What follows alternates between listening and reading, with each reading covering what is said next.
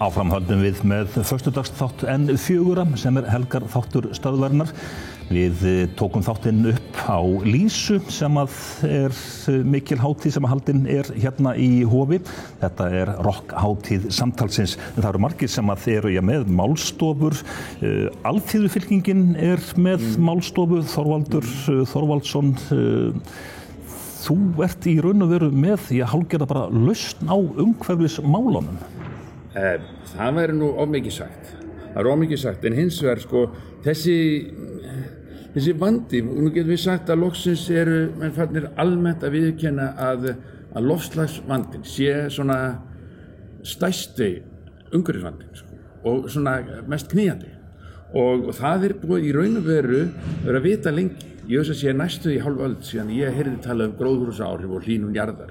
En ég held að almennt það menn ekki átta sig á því hvað þetta gerist hratt og bara sem dæmi að núna frá upphafi kapitalismans fyrir svona 200 árum að þá hefur hlýnun orðið 1 gráð sem svona svipað og gerist venjulega á einhverjum 1000 ára svona fjórðungur af því sem gerðist á síðustu 20.000 árum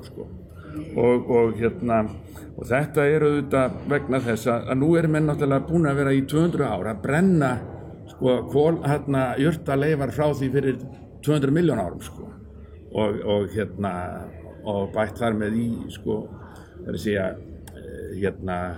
ruglað jafnvægið á CO2 styrk í andrúmsloftinu sem auðvitað undirrót þessa vanda og þetta hefur náttúrulega verið vegna þess að kapitalismin knýr á stöðuga útþenslu og vöxt og við höfum orðið vön því að tala hagvöxt í jákvæðu samhengi og það alveg sama hvort að meintir vinstri að hægri menn hafi verið í stjórn, allir hafi verið að tala hagvöxt og það reyndar með undantekningu þegar ég var í VFG á sínum tíma og talaði gegn hagvexti þá var mann bara flæmdir úr flokknum Þannig að það kapitalismin í raun og veru sem undir rót þessa alls og hann þarf að stöðva Já, og það það í raun og veru við þurfum ekki að auka framleiðslun endalaust framleiðslan í raun og veru núna orðin langt umfram þarfir fólksins en það þarfir kapitalismins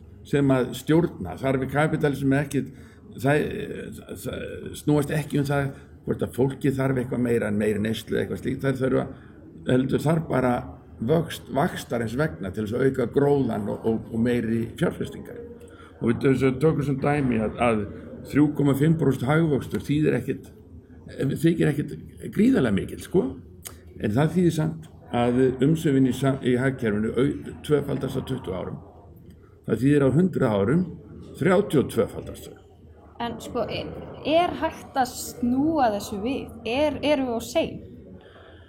Já, ef þú sæir húsið þitt brenna og þú óviss hvort þú getur bjargað því. Myndi samt reyna? Já, myndi samt reyna. Og auðvitað eigum við að gera það. Auðvitað gerum við ráð fyrir því að við getum bjargað jörðinni og siðmenningunni og við reynum það í lengstu lög. Við eigum afkomendur sem við viljum að lifi góðu lífi og helst betra en við. En núna hins vegar, bara samkvæmt opinberum könnunum, fyrsta kynslóð í yfir 100 ár sem að býst ekki við betra lífi en forfeður heldur en næsta kynslóð á undan. Og það í raun og veru nýtt í sögunni og kannski merki þetta hvað kreppa kapitalismans í raun og veru djúpstæð og alhliða.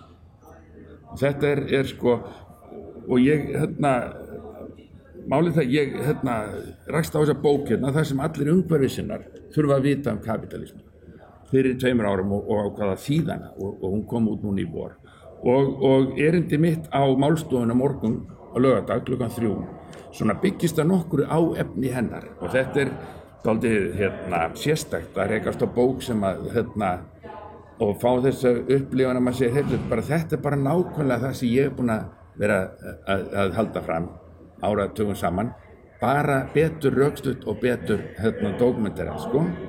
Og þá vill maður auðvitað að fleiri fái að njóta þess. Og þetta sem sagt, það sem ég ætla að reyna að dýpka þessa umræðu umhverfisvandann, ekki bara loftslagsvandann heldur vegna þess að það margt sem hangir saman. Loftslagsvandinn, hann veldur líka útdauða tegunda. Við tölum, að menn tala núna, það sé sko í gangi 7. útrýmingaskeið jarðsögunnar. Það fyrsta í 65 milljónir ára, það að segja 65 milljónir frá því næsta á undan. Og hvað þýðir? Útdauði tegunda þýðir líka að það er margar hættur sem steðja að svona jafnvægin í náttúrunni, heilbrigði og öðru slíku, sko, vegna þess að tegundirnar í flórunni og fánunni náttúrulega þær hafa skapað sér ákveðið svona innbyrðisverkaskipting og samhengi og jafnvægi, og ef það riðlast þá getur orðið að sjá mann ekki alltaf fyrir afleiðingarnar.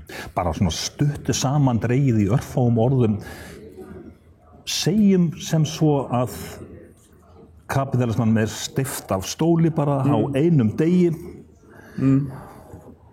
myndi sem sagt þá bara Grænlandsjökull, myndi það redda Grænlandsjökli? Ekki eitt og sér. Í fyrsta lagi verður ekki steypt á einu degi.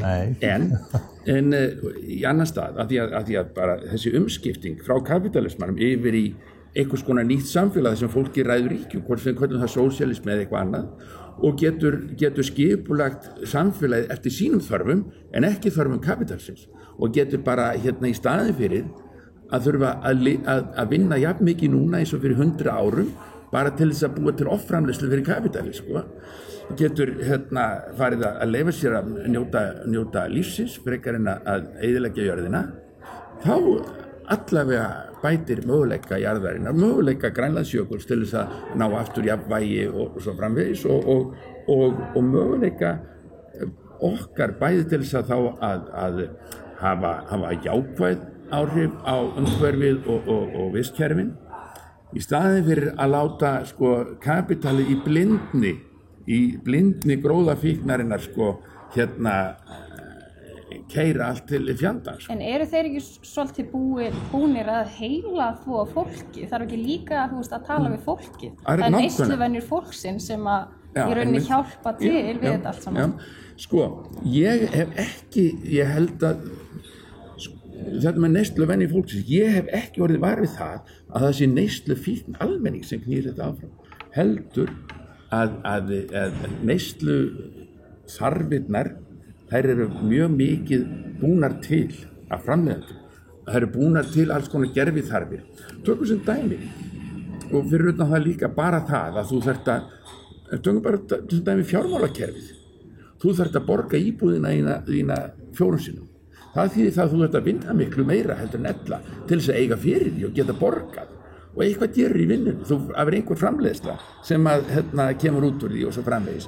Og þetta og vandinn sá líka að það er búið að spenna almenning fyrir hagvaxtarvagnin. Vegna þess að óbreyttu þá kemur viðsnúningur á hagvextinum, hann kemur niður á lífskjörum almennings sem má ekki við því. Þess vegna segjum við, til þess að geta dregið saman hagkerfin, þá þurfum við félagslega lausn. Við þurfum að taka kapitalið úr höndum kapitalistana og gera það félagslegt. Þannig að það sé bara lýðræðislegar ákvarðanir sem byggjast á þörfum fólksins sem að ákveða umsvifin og framleiðsluna í samfélagi. Og þetta allt saman ræðir þú við fólkið hérna á Lýsu á Akureyri. Þorvaldur Þorvaldsson hjá Alþýðufylkingunni, bara þakka þér fyrir komin á Gangi vel. Takk fyrir, ég þakka þér fyrir.